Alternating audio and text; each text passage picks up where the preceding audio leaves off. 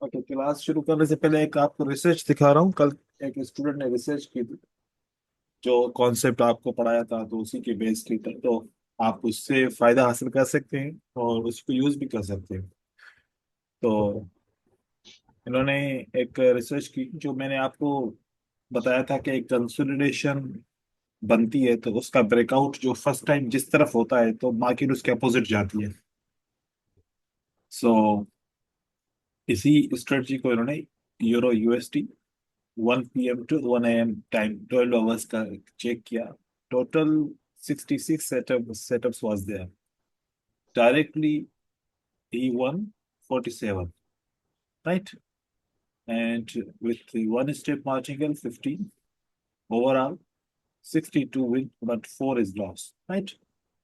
तो एक ही बस एग्जांपल समझाऊंगा, फिर आपको पीडीएफ दे दूंगा, आप इसमें देखिएगा। ये देखिए, दिस इज कैंडल। हमने इसका रेंज हाई किया और रेंज लो किया। बाय द बॉडी जिस तरफ ब्रेकआउट होता है मार्केट उसको फौरन क्या करता है, रिजेक्ट करता है। ठीक है। और आप इसको अगर बाइनरी ऑप्शन के लिए यूज करना चाहें, मैं फॉरेक्स के लिए ये नहीं बता रहा, बाइनरी ऑप्शन के लिए अगर यूज करना चाह रहे हैं, देन 1 मिनट के लिए या एक कैंडल आपकी रिवर्स करेगी, आप उस कैंडल के ऊपर ट्रेड लगा सकते हैं। ऐसे ही जब सेम इस जोन का ब्रेकआउट होता है तो मार्केट रिवर्स करती है। तो मोस्ट ऑफ द टाइम इस तरीके से मार्केट रिवर्स करती है। तो एक कैंडल की अपॉर्चुनिटी हासिल आप यहाँ पर कर सकते हैं। ठीक है। इसमें कोई तो आपको क्यूरी तो नहीं है, क्योंकि ये मैंने आपके साथ भी डिस्कस किया हुआ है ऑलरेडी। हाँ, हाँ, हाउस पे। ओके, लास्ट में यस्टरडे हमने जो टॉपिक छोड़ा था वो था सपोर्ट एंड रेजिस्टेंस का। तो उसके ऊपर आपने कुछ काम किया, कुछ देखा, रिसर्च, कुछ रिसर्च किया है टाइम हाँ, बिना? उस- उसके ऊपर नहीं, कल रात को थोड़ा मसरूफ था और गेस्ट अच्छा, आए हुए थे तो ठीक है, मैं उसकी कुछ खाने कंडीशंस पकाया। हैं और पूरी कर देता हूँ, फिर आज आप कोशिश कीजिएगा उसको एक दफा रिव्यू कीजिएगा। ठीक है। जरूर। क्योंकि रिव्यू के बगैर फिर वो डाउट्स क्लियर नहीं हो पाएंगे। ओके, तो now our topic is when the price close on the levels. हर टाइम हर वक्त क्या एक जैसे प्राइस क्लोज होगी लेवल के ऊपर? नहीं, हर बार डिफरेंट तरीके से प्राइस क्लोज होगी। Then what you will take a decision. For example, if the price close is here,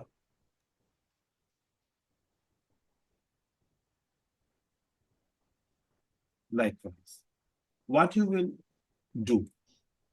आप इस कंडीशन में क्या करना चाहेंगे कि प्राइस ऐसे क्लोज हो रही है या फिर प्राइस ऐसे क्लोज हो रही है, ऐसे भी क्लोज हो सकती है, या फिर प्राइस ऐसे क्लोज हो रही है कि नीचे वाली लेवल को भी टच नहीं कर रही और एक लेवल को ब्रेक कर दिया, और या फिर प्राइस ऐसे क्लोज हो रही है कि नीचे वाले लेवल को कवर करके, फिर एक और कंडीशन है कि प्राइस बीच में क्लोज हो रही है लेकिन नीचे वाले लेवल को भी रिजेक्ट कर रही है। तो ये कंडीशंस रहेंगी हर वक्त जब भी आप सपोर्ट एंड रेजिस्टेंस को ट्रेड करने की कोशिश करेंगे।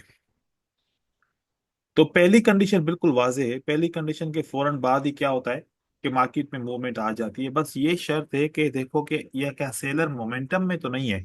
मोमेंटम में है तो फिर कंडीशन बायर की एक सेलर की एक वीक कैंडल आ सकती है, देन बायर आ सकते हैं।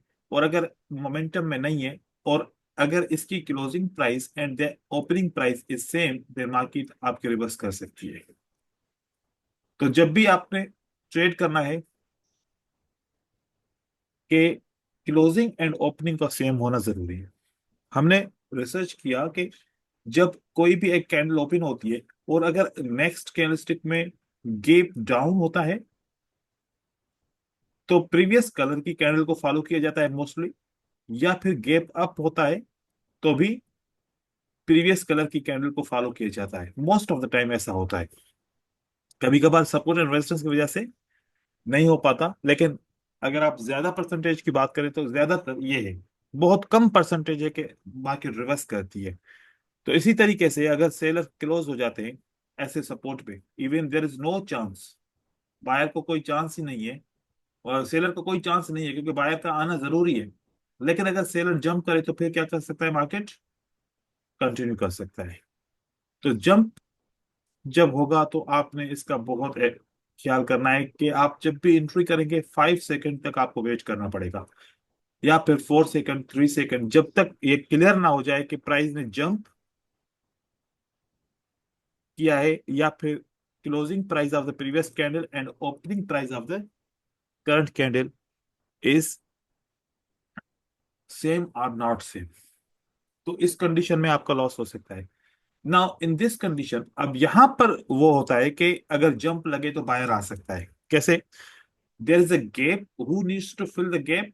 The sellers needs to fill the gap. उसके बाद बायर आना चाहे तो आ सकता है। इन केस फॉर एग्जांपल ये जो गैप है, ये बायर फिल करके जल्दी में आना चाहता है। Is it possible? Yes. Buyer क्या करेगा? इस सपोर्ट को डायरेक्ट जंप करेगा एंड देन यहां से प्राइस को ऊपर की तरफ लेके जाएगा। अब जंप बायर ने किया है सपोर्ट से आने के लिए, क्योंकि उसने सेलर को मौका नहीं दिया कि आप फिल करोगे इस गैप को। तो ये कंडीशन आपको देखनी पड़ेगी। या तो ये कंडीशन आएगी ऊपर वाली, अगर closing and opening is same then ये रेड बनेगी। अगर closing and opening is not same, chances है बायर की कैंडल बन सकती है। और फिर ये वाली जो कैंडल है, ये वाला सेटअप। जी। Closing and opening means in the line same. हाँ, ये आप देखो कि रेड कैंडल का क्लोजिंग किस तरफ होता है?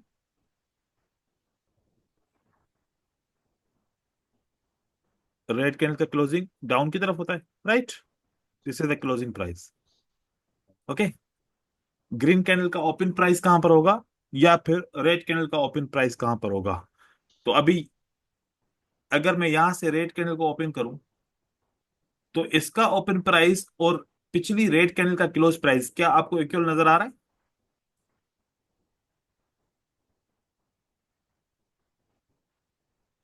The open price और पिछली candle का closing price.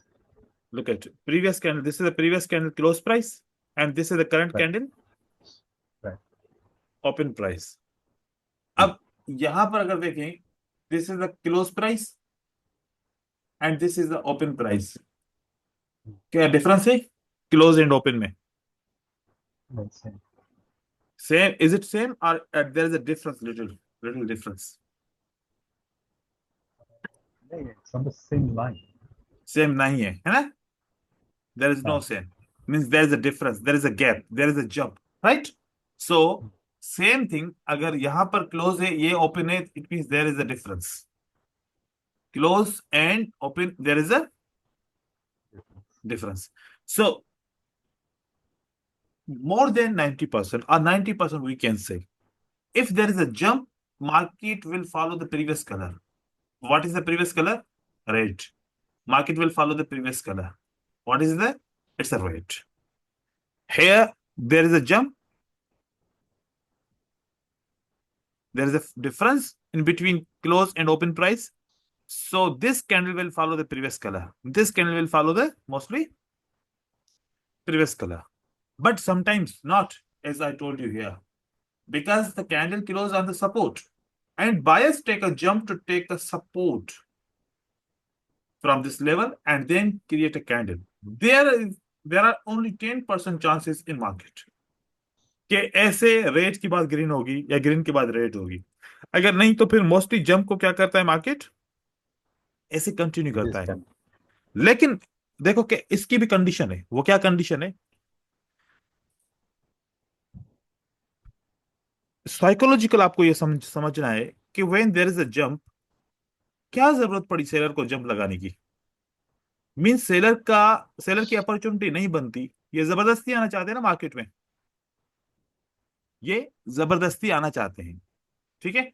और जंप किस वजह से लगता है ये थोड़ा सा समझना पड़ेगा।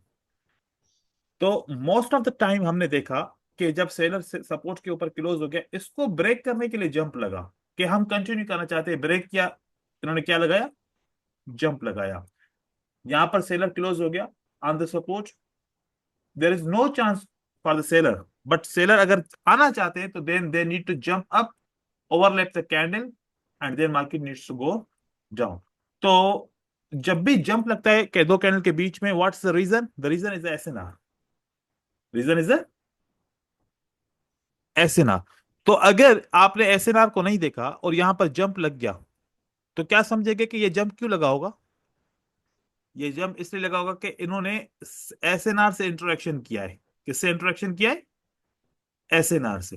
And then this jump area, this gap area will become a support and resistance, which will be very strong support and resistance।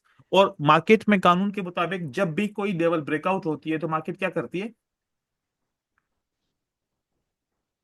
उसी वक्त रिटेस्ट करने की कोशिश करती है, या फिर एक दो कैंडल के बाद मार्केट आके वापस क्या करती है? इस लेवल को रिटेस्ट करने की कोशिश करती है, क्योंकि ये कानून है कि जब भी ब्रेकआउट होगा तो प्राइस सेम लेवल को दोबारा रिटेस्ट करेगी, and then market if want it can continue. Okay. तो यहां पर जब एक दफा जंप लग के कंटिन्यू हो जाए, तो नेक्स्ट कैंडल को कंटिन्यू करने की कोशिश नहीं करनी, क्योंकि मोस्टली क्या चांसेस होंगे? बायर ट्राई करेंगे टू रिटेस्ट द लेवल और ब्रेक द लेवल। अगर रिटेस्ट द लेवल ये सेम करेंगे तो that will be the reversal trade again you will get. एक और अपॉर्चुनिटी आपको मिल जाएगी, वो क्या हो सकती है कि इस रेजिस्टेंस को रिटेस्ट कर दिया गया, अब मार्केट क्या करेगी? ऐसे नॉर्मली कंटिन्यू करेगी। ठीक है, क्लियर हो गया ये? हेलो। तो जी। इसका मतलब मैं यहाँ पे इस ये वाली सिचुएशन में तीन ट्रेड्स ले सकता हूँ। एक तो वो पहला जो कैंडल, जो जंप वाला कैंडल, फिर हम्म। जब रिटेस्ट वाला कैंडल, क्योंकि मुझे पता है कि रिवर्स होगी। जी। तो और एक नहीं, ट्रेड अच्छा, रिवर्स और देखो। रिवर्स होगी, रिवर्स का रीजन है। रिवर्स का रीजन है रिटेस्ट करने के लिए, कभी कभार देर से रिटेस्ट करती है, तो रिवर्स का ट्रेड नहीं ले सकते यहां पर। रिवर्स के लिए फिर आपको क्लियर सपोर्ट मिलनी चाहिए ताकि मार्केट रिवर्स करे। ठीक है, आप क्या कर सकते हैं? आप एक ये ट्रेड कर सकते हो, आप ये ट्रेड फ्रीक्वेंटली कर सकते हो, दो ट्रेड आप कर सकते हो। ये रिवर्स का ट्रेड आपने एक कंफर्मेशन के साथ करना पड़ेगा कि सपोर्ट हो मार्केट में सपोर्ट हो। नहीं तो क्योंकि कभी कभार ऐसा होता है जंप कंटिन्यू करता है लगातार, जब प्रेशर होता है ना, नीचे से पुश होता है, तो बार बार जंप लग रहे होते हैं। तो रिवर्स का ट्रेड आप नहीं करेंगे, सिर्फ और सिर्फ जंप लगा कंटिन्यूशन का ट्रेड। एंड देन अगर प्राइस वापस आती है यहां पर, और एक और ट्रेड मिलेगा आपको। वो कौन सा? कि जैसे कि ये रेजिस्टेंस के नीचे क्लोज होती है, और अगर रेजिस्टेंस के ऊपर क्लोज हो जाए तो, या रेजिस्टेंस को ब्रेकआउट कर ले, तो what will be the next candle? It will reverse back. तो यहां पर देखें, सपोर्ट आपने लगाई ये वाली,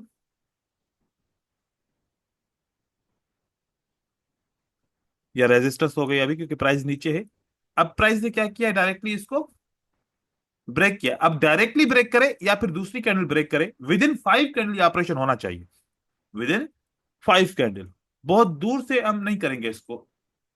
विद इन 5 कैंडल के अंदर ऑपरेशन होना चाहिए। अगर ऐसा ब्रेकआउट हो गया तो मार्केट क्या करेगी? देन रिवर्स करेगी। This is called the hidden level. तो जंप से हम हिडन लेवल लेते हैं।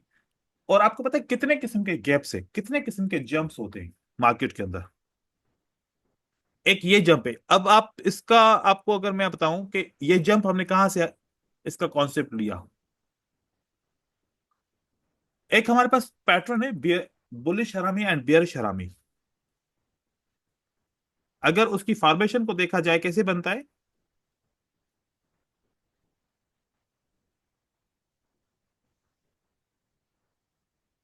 देखो बुलिश हरामी जब पैटर्न बनता है ना, तो एक रेड कैंडल होती है मार्केट में, जो एक ब्रेकआउट करती है। क्या करती है? एक एक ब्रेकआउट करती है। अब क्लोजिंग प्राइस कहाँ है? ये इसने कौन सा ब्रेकआउट किया? एक ऐसा पॉइंट होगा यहां पर, लाइक वो हिडन एसएनआर हो सकती है, नॉर्मल एसएनआर हो सकती है, या स्ट्रांग एसएनआर भी हो सकती है। तो इस रेड कैंडल ने क्या किया? इस लेवल का क्या कर दिया? ब्रेकआउट कर दिया। अब ये लेवल, अब क्लोजिंग प्राइस है उसके लिए रेजिस्टेंस है, अगर जंप ऊपर की तरफ लगता है तो उसके लिए सपोर्ट है, क्योंकि लेवल का मतलब होता है, ये इसको डिसाइड हम नहीं कर सकते कि ये रेजिस्टेंस लेवल है या सपोर्ट लेवल है। डिसाइड कौन करता है? Where is the price? Price is below the level, this is resistance. Price is above the level, this is support. कोई सी भी लेवल हो, ये फ्लिप हो जाती है ऑटोमेटिक। अब नाउ, अगर बायर पैटर्न बनाना चाहता है, तो if buyer takes a jump, buyer takes a jump above the support, take a support and then create a candle, but unable to break the upper level. It close inside the this candle. So which is this pattern? A bullish harami. अब bullish हरामी pattern की formation कैसी है? Jump के साथ है। तो candlestick पे जंप इसीलिए लगता है। But in case if the same condition, but there is a one problem. What the problem is that, for example, that's a support which is recently broken by the seller. This is recently broken by the seller. Okay, jump अगर कम हो गया, जैसे कि यहां पर ज्यादा jump हुआ, support के इस लेवल के ऊपर लगा तो सपोर्ट हो गया, अगर लेवल के नीचे लगता है तो फिर तो बुलिश हरामी नहीं बन सकता। फिर मार्केट क्या करेगी? इसी से एज अ रेजिस्टेंस लेके देन प्राइस नीचे की तरफ लेके जाएगी। अब सपोर्ट ऊपर अगर ओपन होती तो बुलिश हरामी बन सकता था, अगर नीचे ओपन हो गई तो फिर ये रेड कैंडल को कंटिन्यू कराएगी और यहां पर एक सपोर्ट और रेजिस्टेंस ऑलरेडी क्रिएट हो जाएगी, जो हिडन लेवल कहलाएगी। तो हम जो जंप्स ले रहे हैं वो इससे कंडीशन से ले रहे हैं। And then there are different type of jumps, gaps we can call it gaps. एक ओपनिंग गैप होता है। आप फॉरेक्स में ट्रेड करते हैं, आप एंट्री अगर मंडे को ओपन करते हैं तो कौन से दिन फिर इसको क्लोज करते हैं? या वीकली चलती रहती है इन केस में अगर चल रही हो तो?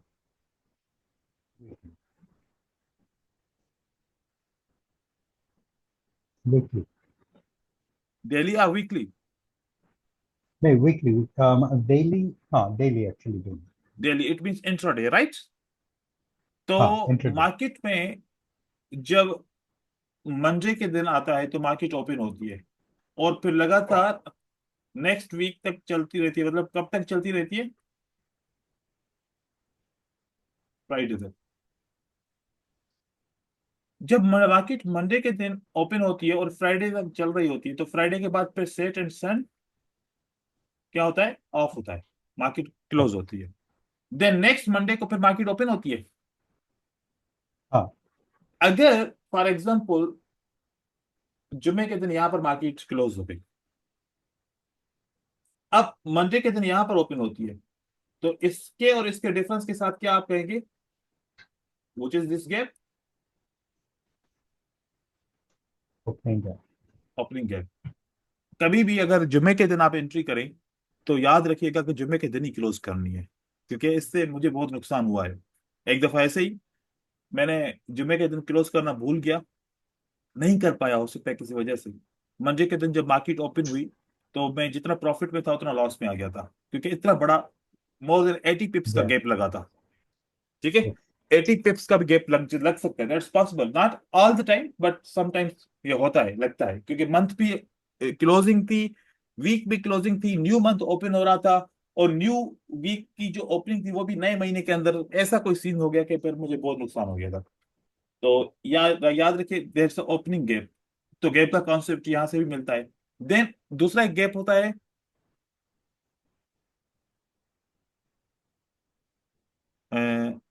Common gap. Common gap mostly जब मार्केट रेंज में होती है तब लगता है। वो भी, उससे भी आपको समझना चाहिए कि वो क्यों लगता है। देखिए कि अगर ये प्राइस यहाँ पर एक रेंज बना रही है और कैंडलस्टिक मूव हो रही है, अब फॉर एग्जांपल ऊपर की तरफ मार्केट जा रही है, तो बायर को पता है कि हमारा डेस्टिनेशन क्या है, ये वाली लेवल। तो इस लेवल को फिल करने के लिए एक्साइटमेंट में या फिर कॉमन जब उसको बोले, ऐसे करके यहाँ पर क्लोज हो जाती है।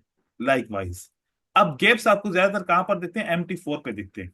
जो आप MT5 MT4 यूज करते हैं तो वहां पर बहुत गैप्स दिखते हैं। लेकिन आप जब IQ ऑप्शन का या बाइनरी ऑप्शन का कोई चार्ट देखते हैं तो वो बहुत कम गैप नजर आते हैं, क्योंकि वो फिल्टर हो जाते हैं गैप। लेकिन आपको MT4 में बहुत ज्यादा दिखते हैं। तो रेंज को फिल करने के लिए भी गैप लगता है। ये कॉमन गैप होता है, ये ओपनिंग गैप नहीं होता है, इसको कॉमन गैप बोलता है। फिर मार्केट नीचे की तरफ आती है, ऐसे करके भी गैप लगा के इसको क्लोज कर सकते हैं पॉसिबल, अगर छोटी बड़ी कैंडल बन जाए तो ये ऐसे भी करके या विक बन जाता है, लेकिन ये कॉमन गैप्स होते हैं। अब हम जो बाइनरी में यूज करने वाले हैं वो ऐसे गैप के किसी भी लेवल को ओवरकम करने के लिए बनते हैं, या लेवल पे काम ना करने की वजह से बनते हैं। वो आप एज एस एन आर भी यूज कर सकते हैं। अब इसका अगर मैं आपको एग्जांपल दूं चार्ट के अंदर, ये 4 घंटे पे मैं आपको एक चीज बताऊंगा जो कल हुआ था, कल हमारी डिस्कस हुई थी, तो उस पर भी मैं आपको बताऊंगा 4 घंटे पे क्या हुआ, मार्केट का बायस क्या कह रहा है। लुक एट हियर, वो गैप जो आपको नजर आए, हम जो देख सकें इस क्लोजिंग प्राइस में and opening price of next candlestick, do you find different difference, right? Right. Buyer broken and then sellers reverse back, buyer broken and sellers reverse back, same आप यहां पर चेक करेंगे। ऐसे आप एग्जांपल ले सकते कहीं से भी, इस रेड कैंडल की closing and the red candle की ओपनिंग में आपको गैप मिलेगा। ये बिल्कुल छोटा है लेकिन फिर भी इसने अपना रिएक्शन दिया है। लेकिन गैप हुआ, बायर आया एंड देन मार्केट रिवर्स हुई। देखो कि इसके बायर ने ब्रेकआउट किया, देन नेक्स्ट सेलर ओपन होता है इस लेवल के नीचे से। ऐसे जहां पर भी आपको नजर आते हैं गैप्स, ये गैप्स बड़े काम के होते हैं, और जो विजिबल होते हैं, बहुत ज्यादा विजिबल होते हैं, वो मार्केट में बहुत ज्यादा काम भी करते हैं। यहां पर भी आपको सेम सिचुएशन मिलती है, गैप प्लस सपोर्ट, आप इसको यूज कर सकते हैं। यहां पर बायर के अंदर गैप अच्छा, मिलता है। अभी अभी फिलहाल जो इस गैप्स के बारे में आप कह रहे हैं मुझे, इसके कंडीशंस ये कि अगर देयर ऑन सपोर्ट और resistant line, then the next one is a reverse. Number one, लेकिन अगर, टू कंडीशन यूज करनी है। हाउ मेनी अच्छा, conditions? Two condition. One condition, जब आपकी आप ग्रीन कैंडल को देखा, उसके हाँ। बाद अगली कैंडल ने गैप लगाया तो ये कैंडल भी ग्रीन बनेगी, ठीक है? तो एक ये है कि हम्म, जो कैंडल के बाद की कैंडल ने गैप लगाया तो मार्केट मोस्टली क्या करेगी, कंटिन्यू करेगी। ठीक है, आपने एक तो पॉइंट पहली तो ये समझनी है कि जैसे भी आप देखेंगे ये गैप लगा तो मार्केट ने क्या किया, कंटिन्यू किया। यहां पर गैप लगा तो मार्केट ने कंटिन्यू किया, यहां पर गैप लगा तो मार्केट ने क्या किया, continue किया। कंटिन्यू किया।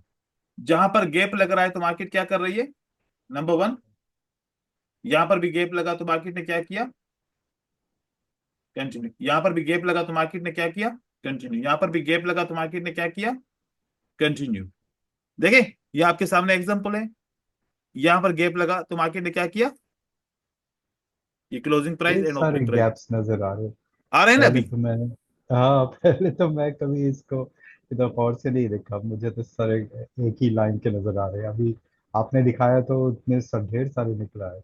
और यहां पर भी देखो ये गैप नजर आया, यहां पर भी है ना। हाँ।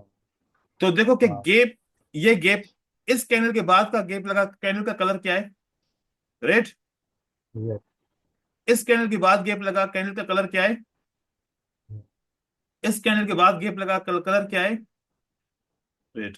इस ये- कैंडल के बाद कलर गैप लगा तो पिछला कलर क्या है, ग्रीन। तो कैंडल भी ग्रीन है जो बन रही है। यहां पर भी बनी, हम्म। यहां पर भी बनी, हम्म, तो यहां पर भी बनी। तो यहां पर ओवरऑल देख रहे हैं कि जो पिछला कैंडल का कलर है गैप के बाद वही कलर बन रहा है। अच्छा, अच्छा। तो मैं ये कह रहा हूं कि अगर आप इस कैंडल के बाद डिसाइड किया कि I need to go for sell, और जंप लगा तो हाँ, कंफर्म हो गया कि वाकई सेल होगा, आप ऐसे भी यूज कर सकते हो, या फिर आप एज ए गेप के हिसाब से 1 मिनट के लिए ट्रेड कर सकते हो। लेकिन every action have reaction, right? Opposite हाँ, रिएक्शन, है ना। तो जब right। आपने इस गैप को यूज कर लिया तो अब अगली बार इस गैप को as a support and resistance use करो। अगर इसका ब्रेकआउट हो जाता है तो बाकी तब भी रिवर्स करेगी, क्योंकि ये गैप किसी एसएनआर की वजह से लगता है, किसी ब्रेकआउट हम्म, की वजह से लगता है। ये गैप ऐसे नहीं लगता, मतलब कि कॉमन नहीं है गैप ये। इस गैप को कॉमन नहीं कह सकते, मतलब एक एक सपोर्ट पे कैंडल क्लोज हो जाए क्या, what is the option for the seller, ये सपोर्ट है, इस सपोर्ट के ऊपर कौन क्लोज हो गया, सेलर क्लोज हो गया। तो अगर हम पूछें कि सेलर के लिए और ऑप्शन क्या है, क्या बस बायर को अपॉर्चुनिटी देनी है, या फिर सेलर चाहे तो मार्केट में कंटिन्यू कर सकता है। अगर ये सपोर्ट पे बायर्स क्लोज हो को गया, अपॉर्चुनिटी। सेलर सेलर सपोर्ट पे क्लोज हो गया, तो हम तो यही कहेंगे ना भाई बायर को आना चाहिए। Everybody, every trader will think who needs to come in the market, appear, buyers. Buyer. क्योंकि सपोर्ट का बायर्स। कॉन्सेप्ट यही है, डिमांड का कॉन्सेप्ट यही है। क्या सेलर के पास कोई कॉन्सेप्ट है कि मैं कंटिन्यू करना चाहता हूं? जी बिल्कुल। फिर सेलर के पास क्या कॉन्सेप्ट रहता है कि आप चाहो तो इस लेवल को स्किप करो। Skip means what? जंप। कौन सा वाला जंप? आप जंप डाउन करके स्किप करो, एज योर विश। आप जंप अप करके स्टार्टर लेके देन आप ब्रेक करो, इट्स अप टू यू। तो जंप, सेलर के पास कितनी अपॉर्चुनिटीज है? Two opportunities, right. लेकिन बायर के पास पता है क्या अपॉर्चुनिटी है? बायर बड़ा यहां पर उसके साथ यूं समझे कि जुल्म है। क्या? मार्केट कहती है कि अगर इसकी क्लोजिंग प्राइस और आपके कैंडल की ओपनिंग प्राइस सेम है तो बायर आएगा, और अगर closing price opening price same नहीं है तो फिर कौन आएगा मार्केट में? सेलर कंटिन्यू करने की कोशिश करेगा, मोस्टली ऐसा होता है। तो बायर कैसे आया? Closing and opening is same, but if there is a difference market will reverse back. अब ये तो कंटिन्यू किया, देन अगर इसको आप इस गैप के बीच में जितना भी एरिया है, आप ऊपर भी एक लाइन लगाए नीचे भी लगाए, बीच में जितना भी एरिया बनता है वो आप इसको क्या यूज करेंगे? As a support and resistance भी यूज कर सकते हैं, जिसको हम हिडन एसएनआर कहते हैं। अच्छा। उसको हम एक हिडन हिडन एसएनआर कहते एसएनआर। हैं जी। अच्छा। सवाल था तो अभी गोइंग बैक टू ये वाली जो डायग्राम आपने बनाई है कि इसमें जो सेलर ने सपोर्ट में पहला कैंडल जो है ना सपोर्ट में है, उसके बाद उसने जंप किया। जी तो मुझे मुझे वेट करना पड़ेगा कि ये जो दूसरा सेकंड कैंडल जब ये जंप करे तो उसके बाद मैं कंटिन्यूएशन का बिल्कुल कंटिन्यूशन कैंडल करे। का ट्रेड अब लूँ। यहां पर थोड़ा अच्छा। साइकोलॉजिकल समझना पड़ेगा, एक और चीज को समझना पड़ेगा, क्योंकि कैंडलस्टिक की साइकोलॉजी में उसका बिहेवियर समझना होता है ना। तो फॉर एग्जाम्पल, अब आप खुद मुझे जवाब देंगे क्योंकि आपको पता होगा। This is the sellers candle, okay.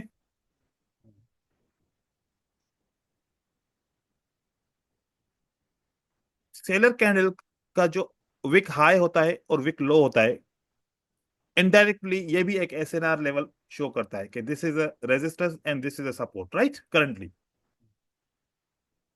Market कोई पास्ट एसएनआर के ऊपर भी हो सकता है क्लोज हो गई हो, for example that's a past SNR. अब सेलर को कंटिन्यू करने के लिए क्या करना पड़ेगा? अगर सेलर इस लेवल को स्किप करना चाहता है तो फिर उसको जंप लगाना पड़ेगा, ओके। सेलर ने जंप लगाया, सेलर ने जंप लगा के फिर मार्केट को क्या किया? कंटिन्यू किया। अभी कैंडल क्लोज नहीं हुई। क्लोज कैसे हुई? ऐसे करके हुई। They jumped but unable to break their own wick. Jump भी किया प्रॉब्लम है। लेकिन विक को ब्रेक भी नहीं कर पाया, रिजेक्ट हो गया। अब आप हम्म। सोचो, सेलर के अंदर आपको और पावर नजर आ रही है? तो नीड टू गो, फुल्ली उन लोगों ने सिग्नल दे दिया कि नहीं। कि अब हम ट्राई किया ब्रेक करने का, किया, रिजेक्ट हो गए, फिर अपने ही विक के अंदर क्लोज हो गए। चेक कीजिए, जंप किया, हम्म। देन ब्रेक किया, किया ना, क्योंकि अगर ये लेवल अगर ब्रेक नहीं किया होता तो फिर मार्केट की रिजेक्शन नीचे नहीं आ रही होती है ना। तो फिर ब्रेक जंप किया और ब्रेक करने में फेल हो गए तो कौन आया मार्केट में? बायर्स। जंप नहीं किया लेकिन ब्रेक करने की कोशिश की, क्या कर पाया? नहीं कर पाया। तो बायर यहां पर भी आ गया, बायर यहां पर भी आ गया। यहां क्यों नहीं आया, इस पे बात करते हैं। फिर यहां पर देखिए, इन्होंने जंप यहां पर किया लेकिन क्या ब्रेक कर पाया इसको? नहीं, मींस इनका प्रेशर यहीं पर खत्म हो गया। फिर मार्केट में कौन आता है? बायर मार्केट में वापस आ जाता है। तो एक तो jump is a weakness, means you are going to skip the level, but if you unable to break your own weak it means now you surrendered. अब बायर को फिर मार्केट में आना पड़ेगा। ऐसे ही बायर करेंगे तो फिर कौन आएगा मार्केट में? देन सेलर आएगा, ओके।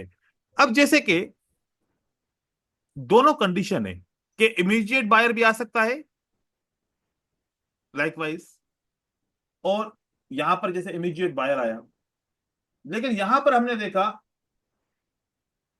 इमीडिएट बायर नहीं आया, एक सेलर की कैंडल आई देन बायर आया मार्केट में। जैसे कल भी आपका एक सवाल था कि इमीडिएट वो क्यों नहीं आए, है ना? right, तो इमीडिएट कभी आते हैं, इमीडिएट कभी नहीं आते, ऐसा क्यों होता है? तो मार्केट में क्या होता है कि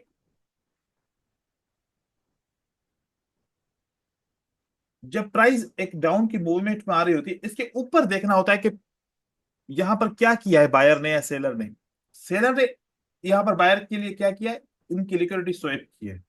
इस कैंडल को, जो बायर की कैंडल जो होती है ना, बायर की कैंडल और अगर सेलर की कैंडल, अगर बायर की ऊपर की विक और सेलर की कैंडल इसको क्रॉस करते हैं, इसको हम बोलते हैं आईएफसी बोलते हैं, इंस्टीट्यूशनल फंडिंग कैंडल, या फिर हम इसको दूसरे लफ्जों में बोलते हैं सीआरटी, जो हम पढ़े थे। तो अच्छा, सीआरटी का कॉन्सेप्ट क्या है कि इस पॉइंट को ब्रेक करना पड़ेगा, इस पॉइंट को क्या करना पड़ेगा, ब्रेक करना पड़ेगा टारगेट अचीव करने के लिए। एंड देन हमारे पास कॉन्सेप्ट है कौन सा, इम्बैलेंस, एंड हमारे पास कॉन्सेप्ट है ऑर्डर ब्लॉक का। तो यहां पर ऑर्डर ब्लॉक को मिटिगेट तो होना पड़ेगा ना, अगर प्राइस को ऊपर की तरफ जाना है तो मिटिगेशन। क्योंकि अगर देखें कि कौन सा ऑर्डर ब्लॉक मिटिगेटेड है, कौन सा अनमिटिगेटेड, अगर ये मिटिगेट नहीं होगा ऑर्डर ब्लॉक, तो नेक्स्ट टाइम इसको काम करना पड़ेगा। अगर यहां से पहले ही मिटिगेट हो जाएगा, फिर भले बायर फेल होके फिर सेलर का डाउन ट्रेंड बना ले, तो यहां पर नहीं रुकेगी मार्केट। अब जैसे कि ये वाला ऑर्डर ब्लॉक है, इसके अंदर इम्बैलेंस भी है, तो इसने हाँ अभी तक मार्केट में मिटिगेशन नहीं की, ये अभी तक हाँ, अनमिटिगेटेड, मतलब कि this is active order block. ठीक है। ये तो तो मुझे हम्म कंफ्यूजन होता है कि हम्म आप ऊपर वाले कह रहे हो कि वहाँ पे इन लोगों ने मिटिगेट किया और ऑर्डर ब्लॉक को रिस्पेक्ट किया एंड ऑल दैट, तो what about this two in the bottom, इनको क्यों इनको यहाँ पे क्यों नहीं आ रहा प्राइस, कौन सा वाला? या यहाँ पे बाद में आएगा प्राइस? इस पे, नीचे वाले पे। हाँ, नीचे वाले पे, ये भी देखो तो इम्बैलेंस है ना। मैं आपको बात बताऊं, ठीक है? अब देखो कि मैं यहां पर आपको एक चीज को समझेंगे, फिर आपको बात क्लियर हो जाएगी। Who is in the position, buyers. हम बोलें कि without any condition down trend हो जाए, इज इट पॉसिबल? नो। नहीं है ना, क्योंकि अगर डाउन ट्रेंड नहीं। होगा तो कंडीशन बननी चाहिए, नहीं तो फिर आप ही यहाँ पर कंप्लेन करेंगे कि कोई कंडीशन नहीं बनी, कोई नोटिफिकेशन ही नहीं मिला हमें, कि ऐसे ही हम्म। डाउन ट्रेंड हो गया। ऐसे कैसे? हाँ, हम्म। अगर एक न्यूज होगी तो फिर आप खुद ही बोलेंगे कि न्यूज के इफेक्ट की वजह से मार्केट विदाउट एनी कंडीशन उसने डाउन ट्रेंड बना लिया, सिर्फ और सिर्फ न्यूज की वजह से। लेकिन right, मार्केट अगर यहां पर आती है, ये ऑर्डर ब्लॉक मिटिगेट नहीं था, मतलब के रिटेस्ट नहीं था, टच नहीं था, पहले इसने कभी भी हम्म, इसको प्राइस ने टच नहीं किया, तो देन हम्म, मार्केट ऊपर की तरफ गई। हम्म, अगर इसको बायर ब्रेक नहीं कर पाए, तो आप बोलेंगे हम्म, ना कि who fail to break the resistance level, buyer fail to break the resistance level. अब कंडीशन क्या बनी, जब बायर फेल्ड हो जाए तो आप किसके साथ इन्वेस्टमेंट करेंगे फिर? अब कंडीशन बनी, अगर हम्म, नहीं तो फिर अब यहां पर अगर बात करें, अगर मैं यहां पर आपको बोलूं कि can you go for sellers, आप बोले कि अभी तो बायर ने कोई कंडीशन ही नहीं दी है ना, हम्म, कोई कंडीशन ही नहीं दी, तो फिर इस वजह से एक टाइम भी एक ऑर्डर ब्लॉक जो है ना मार्केट में आता है, एंड देन आप देखें कि यहां पर बायर ने ट्राई किया, they unable to break, try means ये इनको पीक बनानी है, क्योंकि यहां पर जब भी आप देखेंगे कि टॉप पे कोई चार्ट पैटर्न बनना होगा, तो 2 और 3 टाइम सेम रेजिस्टेंस लेवल को प्राइस रिटेस्ट करेगी, टच करेगी, कोई ना कोई पैटर्न जरूर बनाएगी, देन मार्केट नीचे की तरफ गिरेगी। तो सारा मसला कहां पर होता है, इस रेंज बनने में होता है। हम ट्रेंड को तो पहचान लेते हैं, इंटरव्यू कर लेते हैं, रेंज में कब मार्केट में कितनी देर तक चलेगी, यहीं पर थोड़ी सी हमारे हमसे गलतियां हो जाती है ट्रेड के दौरान, या कंसोलिडेशन हो जाती है। ठीक है। तो उसके बाद फिर मार्केट ने क्या किया, तेल नीचे की तरफ आया। देखिए अब मार्केट क्या फॉलो कर रही है, इसको काम को समझो कि ये ऐसे ही चलेगी मार्केट, और इसी तरीके से आपको समझना पड़ेगा। Who unable to break the resistance level? Buyer. Who unable to break the support level? Many times tried, unable to break. क्या हुआ? सेलर। ब्रेक नहीं किया। सेलर क्यों ब्रेक नहीं किया? और यहां से ट्रेंड बना लिया मार्केट के नीचे आने का, यहां से क्यों नहीं बना सके? वाई? फिर एक हम पढ़ते हैं ये चीजें, पी डी एरेज। मार्केट की पीडी एरेज होते, P for premium and D for इसका डिस्काउंट। देखो, हमेशा प्रीमियम कहां पर होता है? ऊपर। और डिस्काउंट कहां पर होता है? नीचे। और प्रीमियम वहां पर होता है। इन पी और डी का कोई इक्विलिब्रियम पॉइंट तो होगा ना? पी एंड डी का क्या होगा? इक्विलिब्रियम पॉइंट जरूर होगा। तो इक्विलिब्रियम पॉइंट क्या होता है? अगर ओवरऑल अगर इसकी मेजरमेंट की जाए तो इसका 50% क्या होता है? Equilibrium point. अब आपने अगर एक वेव, ये पीडी एरे कैसे काउंट करते हैं? एक वेव से करते हैं। Wave high and wave low. Wave के लो के ऊपर डिस्काउंट है, वेव के हाई के ऊपर क्या है? प्रीमियम है। देन बीच में कोई सपोर्ट है या नहीं है? हिडन एक इक्विलिब्रियम है पीडी एरे का। वहां से मार्केट ऐसे रिवर्स करती है। क्यों रिवर्स करती है? लिक्विडिटी स्वैप करने के लिए या स्ट्रक्चर बनाने के लिए। इस तरीके से चलता है। अब जैसे कि यहां पर देखें, this is a high and this is a low. असूलन मार्केट को कहां पर आना चाहिए था? जब मार्केट यहां से नीचे की तरफ आई, इस सपोर्ट तक आना चाहिए था ना?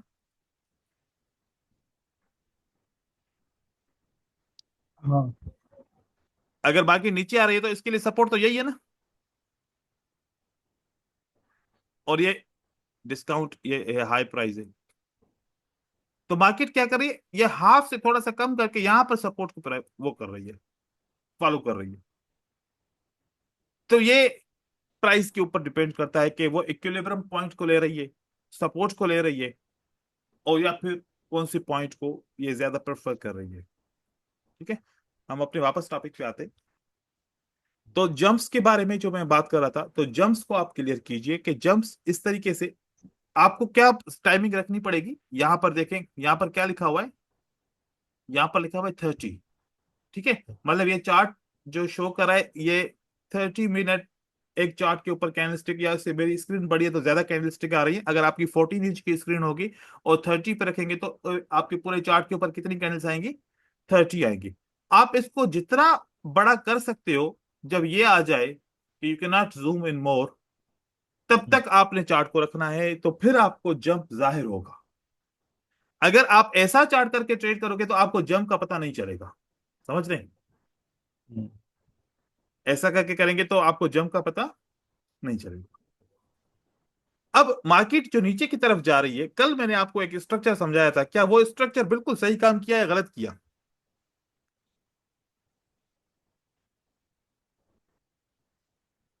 हाँ, नीचे तो जा रही है। स्ट्रक्चर मैंने कल आपको बताया था, समझाया था। याद होगा कि जब मार्केट हाई ब्रेक करती है, मार्केट लो को ब्रेक करती है, तो देन ऊपर जाके सपोर्ट बिकम रेजिस्टेंस या आर्डर ब्लॉक को रिस्पेक्ट करती है, एंड देन मार्केट नीचे की तरफ गिरती है। क्या अपनी जगह पे सही गिर रही है? राइट। और यही सेम थिंग यहां पर चेक कीजिए, ये क्यों ऐसे गिर रही है। फिर मैंने आपको एक चीज बताई थी, याद करें, शुरू शुरू में, कि जब एक कैंडलस्टिक बड़ी सी बनती है और अगर एक रेड कैंडलस्टिक उसको ऊपर से सीआरटी बनाती है, तो मार्केट का टारगेट क्या होता है?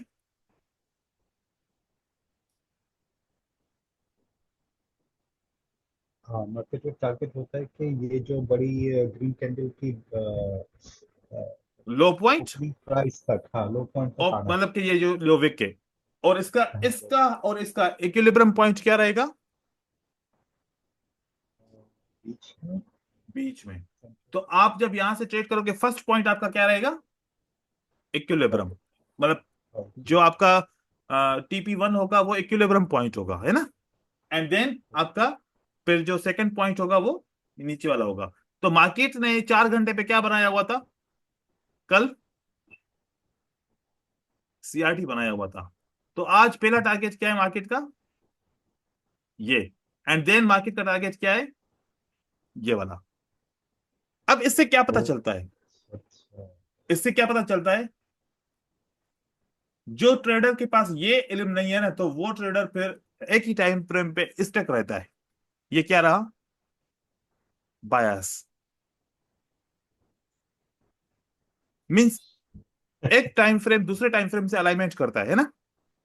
हाँ हाँ। तो बायस का मतलब होता है कि ओवरऑल ट्रेंड क्या है। अब 4 घंटे के हिसाब से ये जो सीआरटी का कॉन्सेप्ट है, ये क्या कह रहा है कि मार्केट को कहां जाना चाहिए? नीचे। आपने ये चीज रीड कर ली, आपके माइंड में एक बात आ गई कि मुझे सेल का सेटअप ढूंढना है। क्या ढूंढना है? कौन सा सेटअप? सेल का सेटअप ढूंढना है। अब यहां पर आए। तो मैं हाँ, सुबह उठ के मैंने सेल दे दिया। सेल दे दिया आपने। आपने यहां पर हाँ देखा कि वही कॉन्सेप्ट ऐसे जो वहां पर अब 4 घंटा कह रहा है कि सेल का कॉन्सेप्ट, इसका मतलब है कि यहां से मार्केट का लिक्विडिटी स्वेप होगा, ब्रेक होगा, नीचे वाली लेवल ब्रेक होगी। मार्केट अगर इसे ऊपर की तरफ जाती है तो कोई भी लेवल आएगी, थोड़ा सा भी टच आएगा, मार्केट काम करेगी, देन मार्केट नीचे की तरफ आएगी। तो आज अगर इस पे मैंने देखना है तो बायस क्या कह रहा है? डाउन की तरफ आप इंक्रीज करो। देन मार्केट सेल की तरफ जा रही है, and then it's moving again and again in the bottom side. तो इस तरीके से सेम अगर आप यहां पर आएंगे तो ये बायस कह रहा है कि डाउन की तरफ। तो 4 घंटे के 1 घंटे के ऊपर आएंगे तो फिर वही बायस मार्केट फॉलो कर रही होगी। अब आप बताएं कि यहां पर 4 घंटे पे भी सीआरटी बनी और 1 घंटे के ऊपर भी सीआरटी बनी, मार्केट को यहां पर आना चाहिए और आके ये टारगेट पूरा भी कर गई। ये पूरा घंटा प्रॉफिट है। बायस कहां से देखा हमने? 4 घंटे पे। 4 घंटे पे भी ऐसा बना हुआ था। एंड देन अब आप एक यहां पर एक चीज हमेशा करें, ये एक एक टिप है आपको। ये आप ऐसा किया करें कि जब बायस देखे ना जिस जगह पे, तो आपने 4 घंटे पे बायस को देखा, तो आपने इस कैंडल के हाई पे और इस कैंडल के लो के ऊपर क्या करना है? आपने एक लाइन लगा देनी है। हम्म, तो 1 आवर पे जब जाएंगे ना आप, तो उस वक्त फिर आपने ये सारी कैंडलस्टिक, ये रेंज लो, आप तो ऑटोमेटिकली क्या बन जाएगा आपके लिए? ये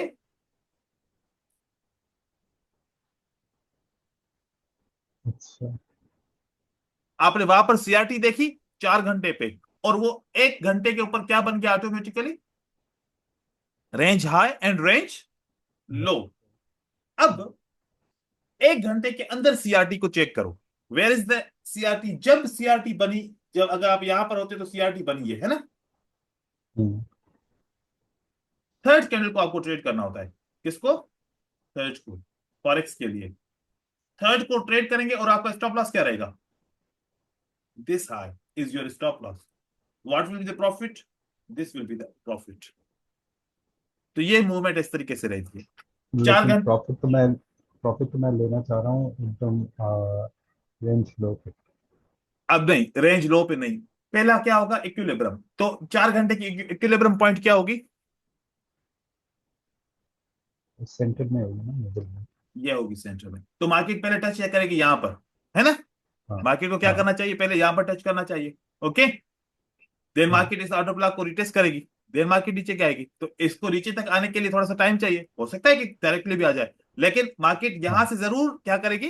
वो क्यों करेगी? ये देखो, ब्रेकआउट, ब्रेकआउट। तो ये ब्रेकर ब्लॉक यहां पर इसको थोड़ा सा रोकेगा, है ना, हम्म, मार्केट को। देन मार्केट फिर वापस इसको पुश करके नीचे की तरफ आएगी, आएगी जरूर, लेकिन इतनी जल्दी में नहीं आएगी ना। 1 घंटे 4 घंटे का हम्म, टाइम फ्रेम है ना। ठीक है। राइट। तो ये सारी चीजें एक साथ आपको इसको अप्लाई करेंगे ना, तो फिर ये पॉइंट्स क्लियर हो जाती है अच्छा, मोस्टली। मुझे सवाल था, वो जी। है कि मंडे वाज एक्यूमुलेशन एंड आज है मैनिपुलेशन। ठीक है। तो एक्यूमुलेशन बोले तो इट्स रेंज रेंज बताया था आपने। Accumulation is a range. Range. ठीक है। यस। और हाँ रेंज का मतलब है कि मार्केट की मूवमेंट ज्यादा बड़ी नहीं होगी। ठीक है। 1 मिनट पे देखेंगे तो बड़ा ट्रेंड नजर आएगा, लेकिन हायर टाइम फ्रेम पे देखेंगे तो फिर वो एक आपको ट्रेंड नजर नहीं आएगा। हाँ एग्जैक्टली। ये ठीक तो है। कंफ्यूजन है मुझे। हाँ यहीं पे, क्योंकि 1 मिनट पे देखेंगे यार रेंज है, तो फिर यहाँ पर ट्रेंड क्यों बना है, क्योंकि वो तो 1 मिनट पे रेंज है ना। वो ये तो 1 मिनट के ऊपर तो आपको छोटा सा मैनिपुलेशन भी रेंज ट्रेंड नजर आएगा। हम्म। ठीक है। तो इसके अंदर मैं एक इसके ऊपर कंप्लीट आपको लेक्चर दूंगा, और पीडीएफ के साथ, ताकि आपको फिर बाद में उसको स्टडी करने की भी जो है ना रेफरेंस मिल जाए, कि ये कहाँ से आपने स्टार्ट करना है, मतलब लगाना कैसे, क्योंकि सबसे मुश्किल है, समझना आसान है। जैसे आपने समझ अभी तक याद है कि Monday Tuesday Wednesday and Thursday, in 4 days में क्या क्या होता है, ये आपने समझ लिया। हाँ। Accumulation, manipulation, distribution and then continuation. इसको अलाइन कैसे करें, क्योंकि आपने जो चार्ट ओपन किया होगा उस पर टाइम कुछ और दिख रहा है, मैंने जो चार्ट ओपन किया हाँ। है मेरे पास टाइम कुछ और दिख रहा है। ठीक right। है। तो अब आप यहां से अगर डे को आइडेंटिफाई करोगे तो आपके पास कुछ और दिखेगा, मेरे पास कुछ और दिखेगा, क्योंकि हमारा टाइम का डिफरेंस है। तो वो आपको हम्म। मैं बताऊंगा कि इस तरीके से आपको टाइम को अलाइन करना है। अलाइन करके उसके बाद फिर किस तरीके से आपको समझना है, और उसके एग्जांपल्स भी दूंगा, क्योंकि देखें, हमने वीकली प्रोफाइल से देख लिया, इसको वीकली प्रोफाइल कहते हैं ना, जो मैंने आपको बताया ना, इसको हाँ। वीकली प्रोफाइल कहते हैं। वीकली प्रोफाइल के बाद कौन सा आएगा, मतलब कि वीकली के अंदर 4 डेज आ गए, hmm. Monday, Tuesday, Tuesday, Wednesday, Wednesday and Thursday. Thursday. Monday के अंदर सेशन कितने होते हैं, 4 होते हैं। फिर मंडे के हाँ। अंदर कितने प्रोफाइल होंगे, Asian, then Australia. Australia. And then London London. And then New York. मतलब देखो कि न्यूयॉर्क। वीकली के अंदर मंडे का सेशन आ गया, फिर मंडे के सेशन के अंदर 4 सेशन है। हाँ।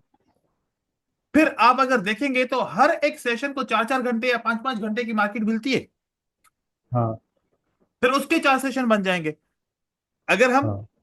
उसको देख रहे हैं तो फिर अलाइन करने में प्रॉब्लम हो जाएगी, है ना। एग्जैक्टली, एग्जैक्टली, तो हाँ। हमें कितने चार्ट चाहिए होंगे, एक जो वीकली प्रोफाइल को बता रहा हो, एक जो एशियन, मतलब के जो सेशन वाली प्रोफाइल को बता रहा हो, एक फिर उसके 4 घंटे वाली प्रोफाइल या फिर 1 घंटे वाली प्रोफाइल को बता रहा हूं। एक ही चार्ट के ऊपर सारा घिचपिच हो जाएगा, समझ में नहीं आएगा। इसके लिए हमें हाँ। 3 चार्ट 4 चार्ट चाहिए होंगे, ताकि फिर आपको, ये आप कभी एक दफा आपने बना लिया तो फिर आपको एक हफ्ते तक मिटाना नहीं है इसको। इस तरीके से ये एक दिन का भी बन जाता है आपका। ठीक है। तो ये एक पूरा आपको A to Z एक तरीकेकार से, कि आप इसको कैसे यूज करेंगे, कैसे अप्लाई कर पाएंगे, और इसको कौन कौन सी चीजें इसमें देखनी जरूरी हैं। फिर मैं इसका पीडीएफ आपके लिए थोड़ा क्रिएट करता हूँ, और फिर दूंगा, ताकि बार ओके। बार उससे रेफरेंस ले, क्योंकि आप वैसे समझ जाएंगे, एक दिन के अंदर समझ जाएंगे। टाइम के बारे में जब ऐड करेंगे, आप टाइम का आपको कंफ्यूज कर देगा। तो हाँ, जब मैं अपने ये तो स्टूडेंट है। को जब अपने स्टूडेंट को समझाता हूँ, बोलता हूँ पहले टाइम को भूल जाओ, कि टाइम है ही नहीं हम्म। कुछ। हम्म। पहले आप आइडेंटिफाई तो करो, हम्म। आइडेंटिफाई करो, अगर आइडेंटिफाई सब कुछ हो रहा है उसमें आप कोई दिक्कत नहीं है, अब फिर टाइम आपको बताता हूँ। तो आप इसके लिए मैं आपको पीडीएफ बना के दे दूंगा, क्योंकि मुझे वैसे भी जरूरत है पीडीएफ की ना। जी। और मंथली मंथली में भी तो ऐसा ही होगा ना कि first week will be accumulation, then जी, मैं पूरा सेकंड का वीक पूरा विल बी। प्रोफाइल दे दूंगा आपको, मतलब कि ओके। ओके। आप A to Z प्रोफाइल कैसे बनेगा, क्योंकि आप पहले पहले आप उसको फिर चेक कीजिएगा, उसके एग्जांपल्स भी सामने रख दूंगा मैं, कि वीकली प्रोफाइल में, मंथली प्रोफाइल में क्या हो रहा है, वीकली प्रोफाइल में क्या हो रहा है, डेली प्रोफाइल में क्या हो रहा है, और अलाइन कैसे हो रहा है एक ही चार्ट पैटर्न के ऊपर। ठीक है। चलो, फिर अब कल फिर वापस कंटिन्यू करते हैं यहीं से, इंशाल्लाह। अल्लाह इंशाल्लाह। Thank you. So much.